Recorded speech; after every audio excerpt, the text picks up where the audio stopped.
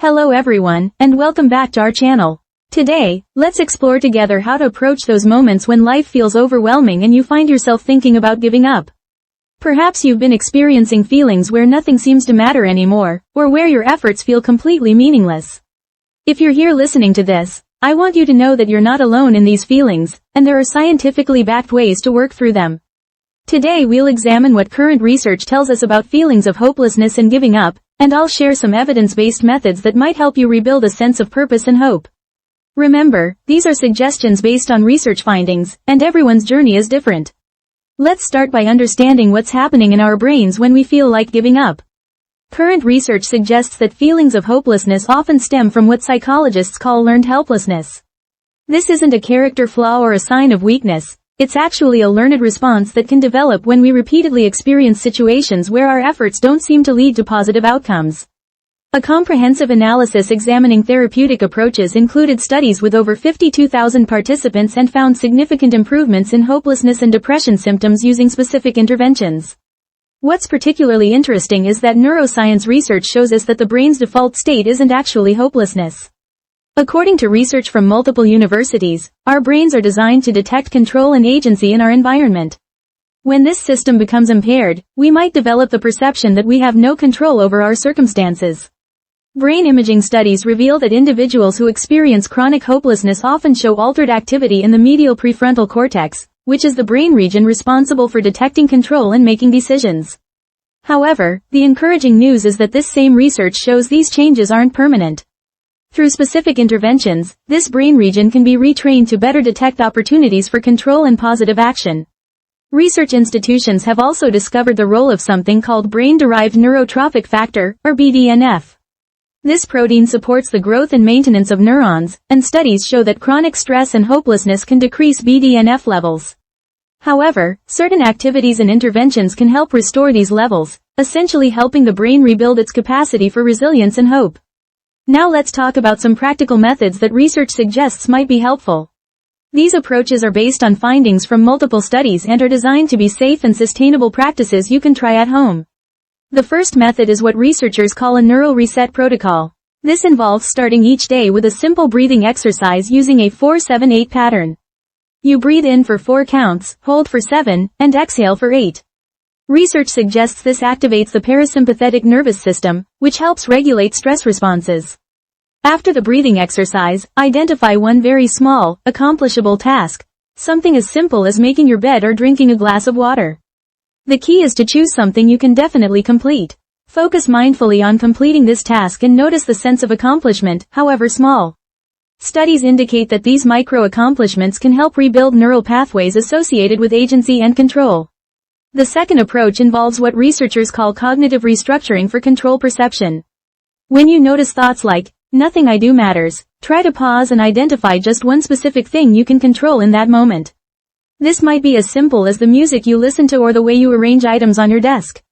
Research from multiple universities suggests that practicing this sphere of influence technique, literally drawing a circle and placing controllable factors inside it, can help retrain the brain to better recognize opportunities for agency.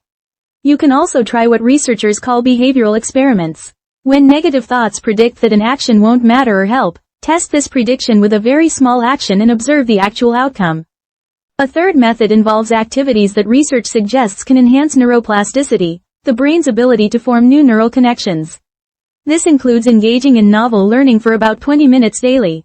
This could be learning a few words in a new language, trying a puzzle you haven't done before, or practicing a simple new skill. Studies indicate that this type of learning promotes BDNF production, which supports brain health and resilience.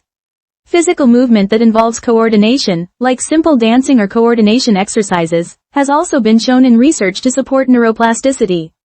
Even brief social connections, a short conversation with a neighbor or a text to a friend, can activate what researchers call resilience networks in the brain.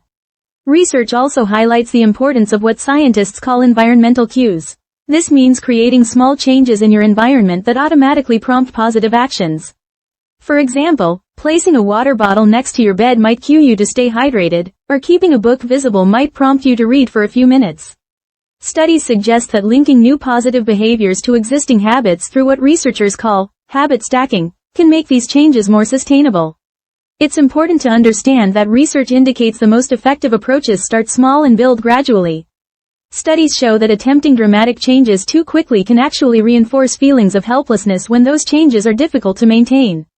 Instead, researchers recommend what they call the 70% rule. Start with actions that feel about 70% easier than what you think you can handle.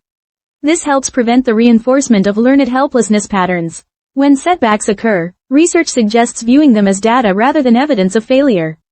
Studies indicate that people who successfully overcome feelings of hopelessness often learn to see setbacks as information about what approaches work best for them, rather than proof that nothing will help.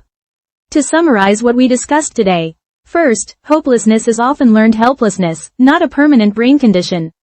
Second, your prefrontal cortex can be retrained to better detect control and opportunities for positive action. Third, micro-actions and small accomplishments can create powerful neural feedback loops.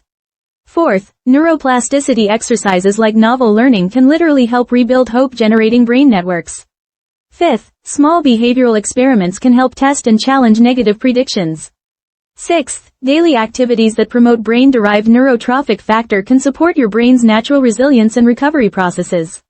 Remember, overcoming feelings of giving up is often a gradual process, and it's okay to take things one small step at a time. Research shows that even tiny movements toward positive change can begin to shift neural patterns in meaningful ways. Your brain has a remarkable capacity for healing and adaptation, and with patience and the right approaches, it's possible to rebuild a sense of hope and purpose. If you're currently experiencing thoughts of giving up or if these feelings feel overwhelming, please remember that professional support is available. Therapists and counselors are trained to help with these specific challenges, and seeking help is a sign of strength, not weakness. Thank you for joining me today for this discussion. If today's content provided any support or helpful information, please consider hitting the like button. If you'd like to continue learning about mental health topics together, please subscribe to our channel. Remember to be gentle with yourself as you navigate these challenges. May your heart feel a little lighter today, and thank you for listening until the end.